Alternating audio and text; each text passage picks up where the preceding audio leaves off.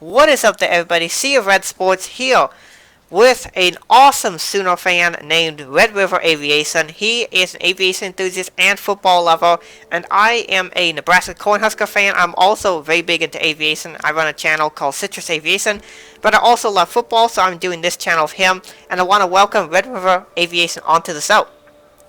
Thank you for having me back. It's a pleasure to be here today. Alrighty, so we have our Week 10 top 10 teams, and what a crazy week 9 was.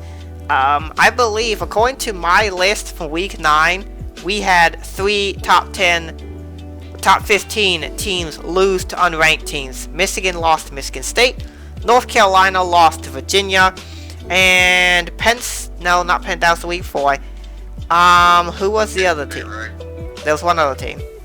I don't remember. Okay, State, right? There was a lot of crazy things that happened. Oh, with Oklahoma State losing to Texas. Yes, that was the big one. The one I called. Yes. So obviously, if the trend continues, one of these teams we have in our top 10 is going to lose to somebody they have no business losing to this weekend. So that'll be exciting stuff. That's a fact. Yeah. So that being said, we are going to reveal our top 3 teams as we get started here. Again, we're going to start 1 and walk our way down, because the top 3 are fairly obvious. I'm pretty sure it's going to be Bama, Clemson, Ohio State. It's just the order that we slightly disagree on. Now, obviously, I took Clemson down to number 2 last week. I favored Alabama. Obviously, I think what we saw this weekend that ranking was justified because they had a struggle win against Boston College. Now that wasn't necessarily really struggle bus. Now that made last week look good. Yeah. Now that wasn't necessarily Clemson's fault. Obviously, Trevor Lawrence came down with the virus. Nothing that you can really do about it. It's just the way it is. But the problem that I really see, and the reason why I moved Clemson all the way down to number 3, is that their run game was completely stopped by Boston College. And Boston College is an average, I would say above average defense, but not great. And the fact that Boston College was able to hang with Clemson and even potentially win, they had a chance to win it. I think it was a penalty that took them out of that game. They had a chance to beat Clemson, and they didn't do it. And this weekend, week 10, they are playing Notre Dame. And Notre Dame, really bad time. Yeah, this is terrible timing because I believe Trevor Lawrence got his positive on Thursday, was when he tested positive. I think is the ACC 14 days, or are they 3-week guys too? I want to say they're 10 days mandatory minimum, and then they have, I don't remember exactly what it is, but then I think they have to wait a few more days before they can play. So Trevor Lawrence most likely will be out for the Notre Dame game, and obviously Notre Dame's defense is a step better than Boston College. So, look to see them attempt to shut down Clemson's run. It's going to be a low-scoring game, if I had to guess. Yeah, and if Notre Dame's offense can sew up, they could win. If I'm Notre Dame and I'm thinking of how important to have to score to beat Clemson, I'm thinking if you want to beat them, you probably are looking to try to score 30 points if you want to beat Clemson. And it'll be just depends on how their defense plays, but absolutely agree. If they can shut down the run game, they could even win with 25 or 20. Just depends on how it goes. Yeah. I actually am going to make a bold prediction here, and that is that Notre Dame will beat Clemson this weekend. It doesn't mean I think Notre Dame is necessarily better than Clemson. It's just they caught them at a really good time. Yeah. So I have Ohio State jumping all the way up to number 2. I think Ohio State right now, if Ohio State was to play the top teams, they would beat Clemson, and they would play Alabama really close. I don't know if Ohio State beats Alabama yet. I'm still going to wait a week or 2 before I really making my decision on that. But this offense that Ohio State has is probably the best in the country. And they played Penn State and destroyed them. And obviously people are like, well, Penn State got embarrassed by Indiana last week. But if you watch the game, Penn State finally looked like the team we thought they would be. They played really well.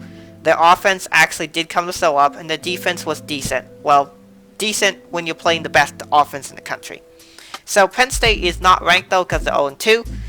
And then they're not on our list, and they could come back. Obviously, the rest of the games they have are all winnable, so we could see them come back in the top 10. But Ohio State right now, for me, is my clear number 2. You have them at number 3.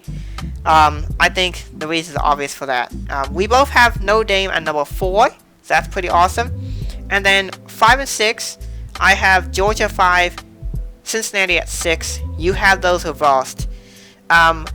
Would you like to tell the great viewers at home why you have Cincinnati at 5? Because I think you have a great explanation for that. Well, we've been talking about this numerous times over the last couple weeks, but it completely adds to my statement after last week. Citrus called it very, very well, is that that SMU is a very similar team to Memphis, and a very similar outcome happened. Cincinnati absolutely thumped them. I have to say, one thing that I really liked is the first touchdown Cincinnati got, the commentator said trick or treat Cincy or something. It was really funny, but Nevertheless, Cincinnati's out here absolutely thumping people, and we're good teams. They thumped SMU, they beat Memphis bad, and all their other ones. They beat Army. You can't forget Army is back in the top 25. So AP. So that their wins are really good. Their resume is very solid, and their offense is just putting up fireworks, man. They got Houston this week. I see probably easily 40 points, maybe more, and that's going to be a good test for their defense to see.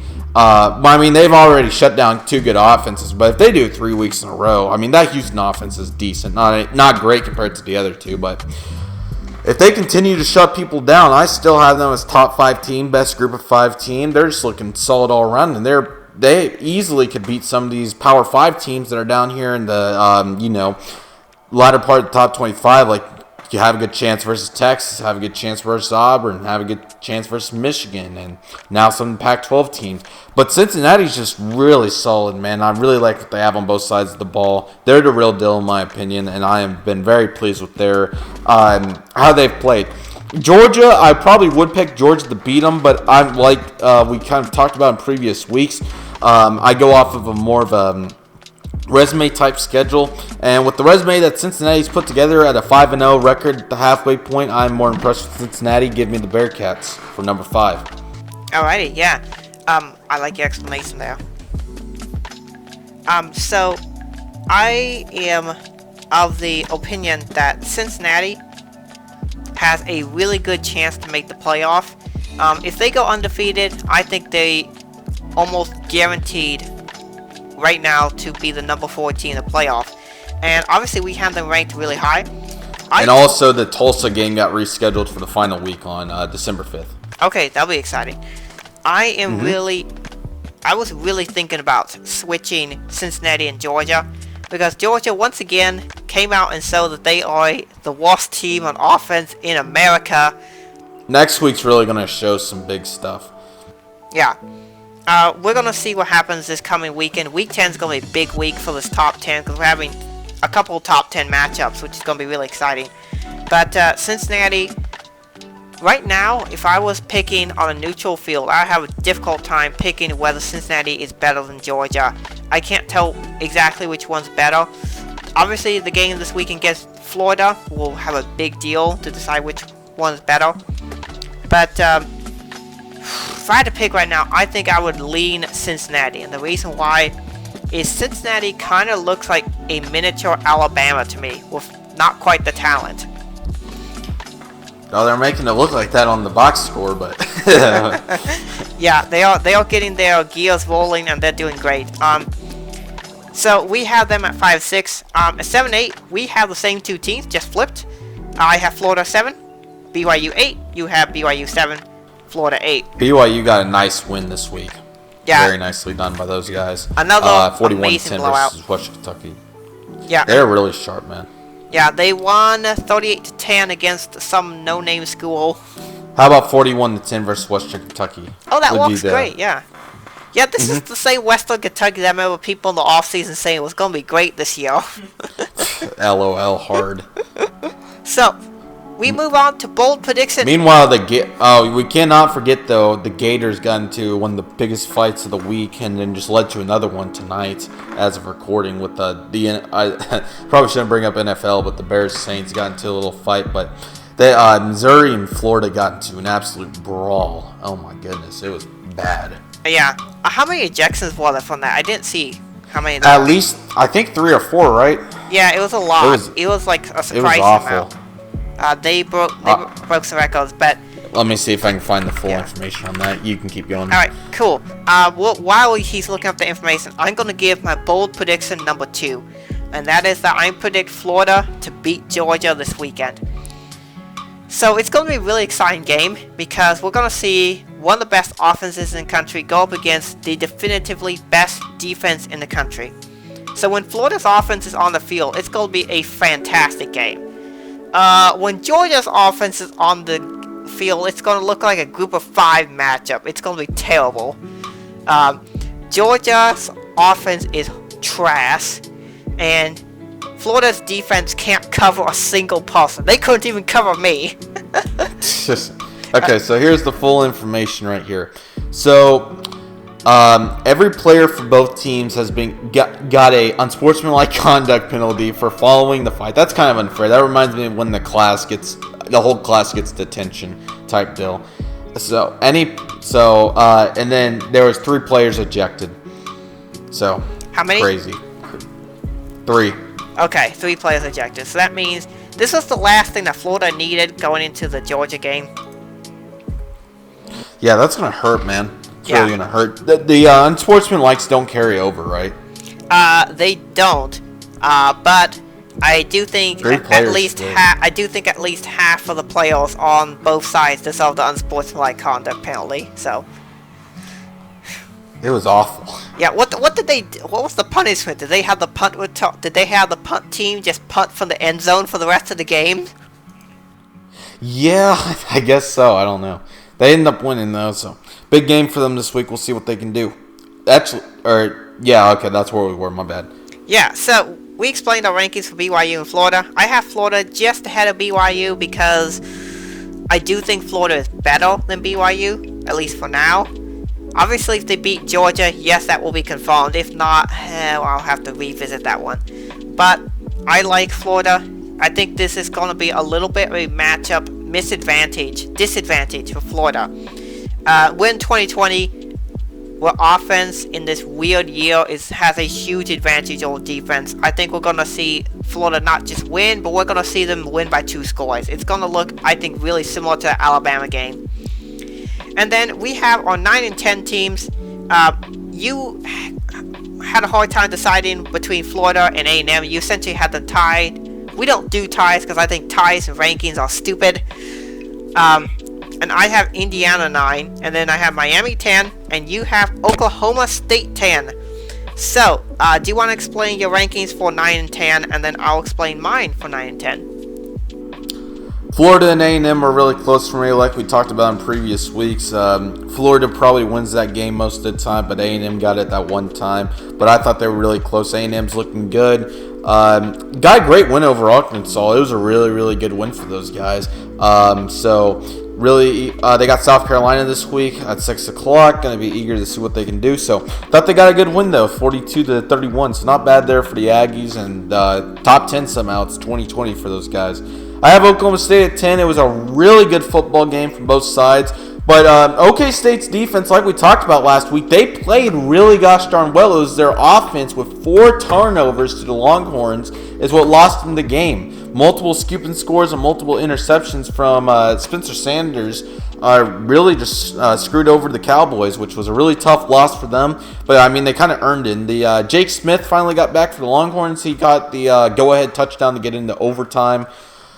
But it was a really good football game. I mean, the big difference here is you're up 31-20 with 8 minutes left in the third quarter. You got to go take momentum. That's a situation in the past where it kind of reminds me where OU or somebody would go take momentum, give up a kick return for a touchdown. So just little stuff like that, and then your offense screwing you over. It was just a really tough game. But I have to give it to the Cowboy defense. Despite all the turnovers and the kick return touchdown, they really did play a really good game. They only gave up I think the Longhorns had 17 points off turnovers, and then let's add on to that the kick return touchdown. So that puts you at a whopping, Longhorns really only had was it really only 10 points if I'm doing my math right? without turnovers and the kick return touchdown. Yeah. So really only, I guess, technically, really only 2 big drives. So Cowboys really just screwed themselves. There's no other way around it. This is just, it really reminds me of Oklahoma, Kansas State, where everything that could have went wrong for the Cowboys really did. And that's why it was a tight game. OSU was the better team, just a couple less mistakes. But that 46 for Texas, he's real good, man. Won the game for him in overtime on that play. But really good football game. Good way to go, Texas defense, for keeping them in it. Just too many mistakes on OK State. Really good team, lots of talent, just like I said. Just really, really tough loss. So I don't think that it's a bad loss, just a really tough, losing my words here. Really difficult offensive play, but I still think they're really good. Just everything that went wrong pretty much did. So I still think they're top 10. Just a very difficult loss there for the Pokes. Yeah. And I have Texas A&M and Oklahoma State in my first teams out, and I'll explain the ranking for that. And one of the things is our rankings are really close, but we do not tell each other what our rankings is in advance, except for after I've made my decision on my top 10. He tells me his top 10, and then I put the graphic together. And this week we came, I think, the closest we have all season to having a really close top 10 that looks really similar. And so I think we're really on to something, some of these teams. 13 through 15, it's pretty gosh darn close. Yeah. And I have Indiana 9, Miami 10. We'll see if this is the second week in a row I can go from embarrassing myself for thinking some Big Ten team is better than they are. Shout out Michigan from last week. But I don't think I should have talked about them being 15, but anyways. You had had them like number 8, right? Yes, I had them number 8. Oh man. Boy. I really was drinking the Michigan Kool-Aid last week. I knew something was weird when that Minnesota defense gave up 50 to Michigan, but just saying. So we'll talk about Michigan here real quick before I talk about Indiana. Michigan, one of the things that I thought was the issue with them for a long time was quarterback. They didn't really have a good quarterback. They found one in Joe Milton. And so they beat Minnesota, and then they return home for a game against Michigan State, who, according to my Big Ten Power Rankings, which I'll do Big Ten Power Rankings for Week 2 coming up here, but from a Big Ten Power Rankings for Week 1, I had Michigan State as the worst team in the Big Ten. They got embarrassed by this thing called Rutgers, who apparently has a football team that somehow got allowed into the Big Ten Conference. And so I didn't think Michigan State was that good, but then they came out and beat Michigan. And it wasn't even the quarterback Joe Milton's fault. He actually played a really good game. He had 300 yards in the air. He even ran the ball some. He had no interceptions. It's just the rest of the team just fell apart. And Michigan, once again, for the 10 millionth year under Jim Harbaugh, gets a huge hype train wave before crashing down below sea level and just sinks completely. Guys, until Michigan beats Ohio State, I will refuse to join any sort of hype train that you could even put me on. I'm not going to do it. Thanks, though. Yeah, yeah, I got bit by the Michigan train. I will not be joining them. I was trying in the off season, you might have noticed, to not join the Michigan hype train. I think I had them down. You joined it after week 1. Yeah, I joined it after week 1, just before we crashed into a freight train going the other way called Michigan State. Yeah, you got past the switch, but after that, oh boy. Yeah, it didn't go well. So yeah, I have Indiana 9, just watched them crash and bone this weekend against the no-name opponent they're playing, but yeah. But Indiana did get the win over Penn State, which is a big deal, and Rutgers is better than people think they are. They had, after all the preseason drama. Yeah. Rutgers is back, maybe? That'd be interesting. I have to say so, man. I mean, they were within 3 scores on a good Indiana team. That's pretty impressive. Well, honestly, they're probably actually back after 8 laterals. Just going to be honest with you. But yeah, and the one that wasn't a lateral, but that would have been so awesome. I wish that play had stood because it was just the wackiest play I'd ever seen. It was bizarre. It was bizarre.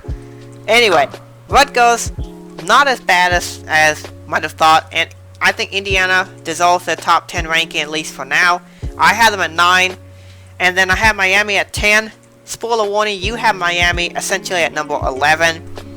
Obviously, we do think the U is back. They had a struggle bus win against Virginia last week, but that win doesn't look so terrible now, does it?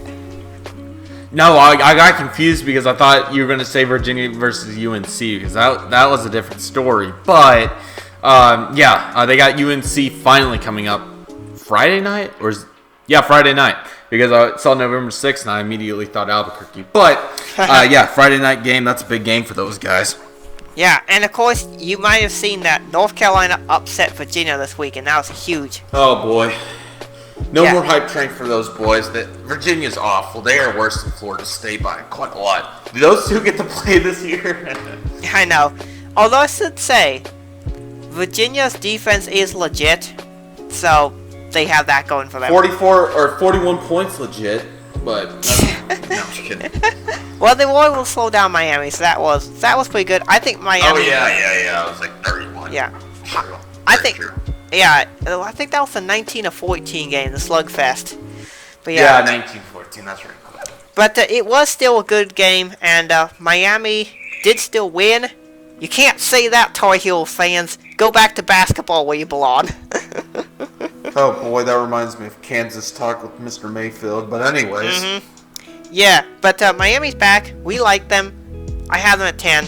So that being said, we're going to talk about first teams out. You have Miami at 11. I think we discussed them. I have Texas A&M, Oklahoma State at 11-12. So I think the reason why I picked Oklahoma State behind Texas A&M is, one, I'm not high on Texas A&M, and Oklahoma State did embarrassingly lose to Texas. Obviously, we'll have to see how they do throughout the rest of the season. They could rejoin top 10. OSU is so much better than what they showed last night, but oh well. Yeah, but anyway, the reason why I actually have Texas A&M ahead of Oklahoma State is Texas A&M did win the head-to-head in one of the 2019-2020 bowl games, and it was a 3-point win. Very close game, good game, and so I picked Texas A&M just a little bit ahead of Oklahoma State for now, just because of that. And I would actually pick Texas A&M to beat Oklahoma State if they played this weekend. So, you have Wisconsin at 12, and do you want to talk about why you have them there? And then I'll talk about why I completely erased Wisconsin from my top 10 list. I mean, they did lose their quarterback, but I still have a lot of confidence in their defense. But just really eager to see how that team fares after having a whole game canceled. Going to be a really good game to see how they do versus a underrated Purdue team that Citrus will get after here in a few moments. But I still think that they have potential. They have teams like Indiana, Wisconsin, Iowa, Northwestern still on the schedule. So don't get me wrong, it's obviously not looking hot without their quarterback. But, you know, I still have confidence in this team. And like I said, resume and stuff, I didn't want to completely go sleep mode on them until it's obvious that they're not going to be any good. So I just left them in that spot. But they definitely have potential to go either way. If their defense plays really well, they may have a chance versus Purdue. If they collapse, then I'll see you later. But anyway, yeah. So yeah. I took Wisconsin out of my top 10 list ranking entirely. And here's why. Wisconsin forfeited the Nebraska game. Let's be honest, they didn't have to have a, quote, COVID shutdown because they didn't meet the Big Ten's requirements for a COVID shutdown. So they would have let them play. So, meaning that Wisconsin decided to voluntarily not play, which in college football, that counts as a forfeit. Now, I had already picked Nebraska to beat Wisconsin. I'm actually still confident on that pick. I still think Nebraska would have actually won on the field of play. But I think Wisconsin should have, the Big Ten should say, okay, if you don't play and you are able to meet the requirements by the Big Ten to play football, and you decide you don't want to play the game, it should be a forfeit. So I've counted the game as a forfeit. Nebraska wins. Therefore, Wisconsin is 1-1, and see you later. See you on down the road when you play a meaningful team. That actually didn't feel good as a Husker fan. So we both have Coastal Carolina in our top 15. They are sneakily 7-0 and really good. They just beat Georgia State 51-0, and they're legit. That was the I got on the hype train after that. That was very impressive in my opinion, because that team actually I think is kind of decent. But yeah, I actually jumped on the hype train a couple weeks ago because I actually yes, you did. For some reason, I have this weird infatuation to randomly watch a team, and Coastal Carolina was it this year, and so I caught on to I think that they're a good team very early on. Most people still have never heard of this team, but I like them. Yeah, I like them, so we have them here. And then you have Indiana at 14, and you have Oregon at 13. I must confess, guys, I did actually forget to put Pac-12 teams in there. I'm really sorry. Because Pac-12, if I'm correct, they start playing. Doesn't really make a difference, but yeah. Yeah, Pac-12, they start play this coming week 10. At 9 o'clock a.m. Yes, 9 a.m. Pacific time. Great time for football. Anywho. Yeah, hey, if there was a football game at 2 a.m. and I was up, I would actually watch it. It's college football. I love football. So. It's called Hawaii University, baby. Yeah. So yeah. If I had put a Pac-12 team in here, it probably would have been USC or Oregon. I think it's going to be a 5-team race. In the Pac-12 North, it's going to be Cal versus Oregon. Keep in the in mind, South, they only have 6 games this year. Yeah, only 6 games. In the South, it's going to be between Utah, Arizona State, USC. I think one of those 5 teams is going to come out of the Pac-12 as the winner. We'll have to see how it goes. You have Oregon at number 13. You want to explain why you think Oregon currently is the best Pac-12 team? Just going off resume-wise, it seems like they bring the most back and have the most talent returning, so logically you'd think that they would be the best team, but obviously only time will tell who is and who is going to be the surprise this year, who's going to be the weakness, and who's going to play solid and who's going to play weak. So just wait and see how it goes, but just going off of what's there in Eugene, I think that Oregon is the best Pac-12 team, but it very well could be any of them. California, USC, or any of those guys. Utah, you name it. Very wide open in 2020 in my opinion. Absolutely. And one of the things of Oregon is they have what should be the second best defense in the country that's returning. So just behind Georgia. So the defense should be good. The questions mostly remain at quarterback. They have a lot of great skill positions. I really don't like the term skill positions because if you're on that football team you're starting, most likelihood you have some skills. But skill positions like wide receiver and such, those are what we call, because obviously they make a lot of cool big plays. But Oregon should be good. We'll have to see how they really look week 1 and who their quarterback is. Still nobody knows for sure, but we'll see about that. I have 2 last teams I want to go over. Ranked 14, 15. Number 15 is, I guess, not a huge surprise. Boise State, they're 2-0. They look very good against Air Force and Utah State. Nothing else I can really say. This is the Boise State team we kind of expect to see every year. Probably going to win the Mountain West yet again. I mean, what else can I say? The good team. 2006 Fiesta Bowl. No, I'm just kidding. Stupid. Anyway, Purdue. Yes, I have Purdue at 14. A lot of people don't know this, but there are 2 really wacky teams that are currently 2-0 in the Big Ten. Northwestern and Purdue. So I was like, I'm going to pick one of these teams to be in my first teams out, essentially ranked 14, because I think one of both of them is the surprise team. I picked in my preseason, I picked Purdue to be the surprise team. So far, they're kind of looking like it, and they don't even have their best player in. So I decided, Purdue, they're looking good with their star wide receiver out, and so I'm going to put them in. I think they should just admit right now, I think Rondale Moore quit. I think he just decided to opt out, and they're just not saying that he opted out. I mean, why else would he be out? Very true. So, I have Purdue at 14. They looked really impressive against Iowa and Illinois.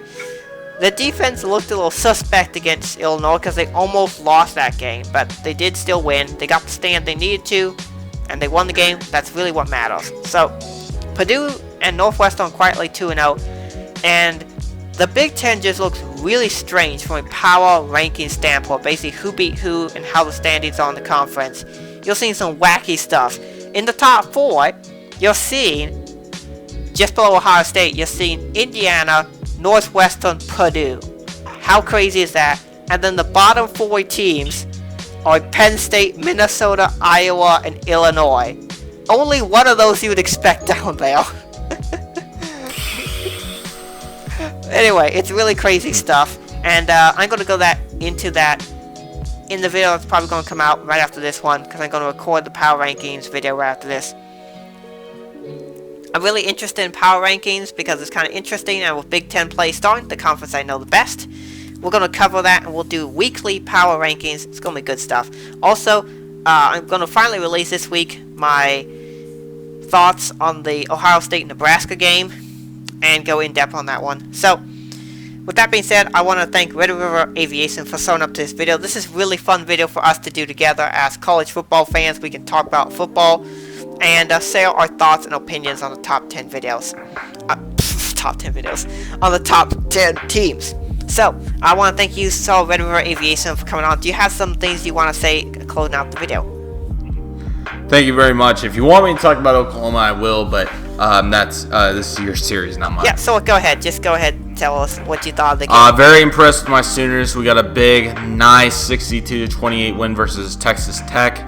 Went in there and absolutely stomped them after that first drive. Really impressed. And this is what happens. We got our boys that had some issues last year. We got our guys that got suspended, or a couple of them back, Rodney Perkins and Ramondre Stevenson. And it seems like just little things like that, like we talked about earlier with Trevor Lawrence and Clemson, little players make the difference. Ramondre Stevenson had 13 carries for 87 yards and 3 touchdowns, and he's a force, man. We really needed that power back to finally get us some balance for Spencer Rattler when he desperately needed it early in your year. But we finally got it, and defense finally taking together. That front 7, man, I know a lot of you are going to call me an idiot for probably saying this, but that front 7 really has a lot of talent up there. You got Rodney Perkins, Isaiah Thomas, the redshirt junior from Tulsa, really, really good right now. And you got number 90, I can't remember his name, but he's real solid. And on top of that, you can't forget that you got players like 24, come to me. I can't think of 24's name, but you got 24, Deshaun White, and Nick Bonito, and all kinds of guys up there that are really making plays. And some of the Texas Tech young receivers dropped the football, such as they're young guys, but 2 very similar tip drills went to Trey Norwood. He got 2 picks. Got fumble recovery in there. Another one for Isaiah Thomas.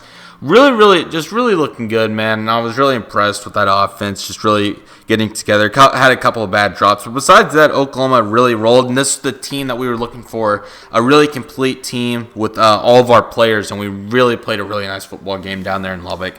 Coming home to play Kansas ESPN 2:30. So that's where I'll be. So don't expect me to be on socials or anything. But I'll be watching that. And yeah, it's been a long time since we played on ESPN too, but it's the Jayhawks. What do you expect? But yeah, the Bedlam game's going to be good. But OU's my 16 team, trending up. Really impressed. Go get big wins versus Kansas, and we got a really nice top 15 matchup between the Sooners and the Pokes. In a different situation compared to normal, because OU would normally be fighting for a OSU kind of too in some of the situations for a CFB playoff spot, but it's 2020, but really trending up, really excited for the future, and Caleb Williams, go Sooners. Thank you very much for letting me talk about the Sooners. Yeah, my pleasure. And hopefully we can come back this week finally and talk about some of the top games we're looking forward to on the weekend. Hopefully we can both be available. We weren't able to do it last week. We're sorry about that. We'll try and make it work. So thank you, Red River Aviation, for coming on the show. I want to thank you guys so much for watching. Have a great rest of your day, and God bless you.